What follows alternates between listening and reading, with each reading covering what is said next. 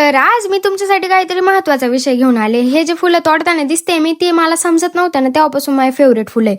आणि त्याची शेंग एवढी शेंग आणि एवढ्याचे सीड्स आहे ना, मी आळंदीवरून आणलेलं, आमच्या कुठले तरी रिलेटिव्ह आहे त्यांच्या घरून.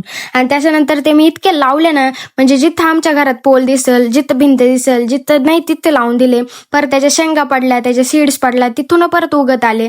आणि त्याचे फायदे असे आहे की त्याच्या वेट लॉससाठी किंवा आपली ग्लोईंग स्किन करण्यासाठी इतके फायदे आहे ना, इतके टेस्टी पण चहा लागतो. त्याच्यामुळे घाबरायची काही गरज नाही, कडू बिडू लागणं असं काय. आणि असे रोज रोज फुलं तोडायचे आणि रोज रोज फुलं तोडले ना, त्याला डबल फुलं देतात.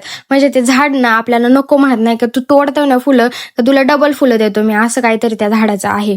तर तुम्ही चहा कसा बनवायचा, मस्त असं पाणी घ्यायचं. इतकी सोपी पद्धत आहे ना, तुम्ही 5 मिनिटात बनवू शकता. गरम पाणी करायला ठेवायचं आणि त्यात ते 4-5 फुलं टाकून द्यायचे. आणि सुके फुलं टाकत असेल तर 4-5 टाकायचे. सेम पद्धत आहे, सुके असो किंवा ताजे असो, दोन्हीचे सेम पद्धत आहे. आणि मस्त असं गाळून घ्यायचं, मस्त असं लिंबू पिळायचं. आणि लिंबू पिळल्यानंतर कलर बघा किती छान येतो. डायरेक्ट मॅजिक असल्यामुळं तो चहा आणखी पिऊ वाटतो. आणि तुम्ही मध पण टाकू शकता. आधी निळा कलर असतो, मग जांभळं होतो, राव कोणाला पिऊ नाही वाटणार. आणि बाहेर खूप महाग भेटतं माहिती की हे सुकवलेले फुलं किंवा पावडर त्याची.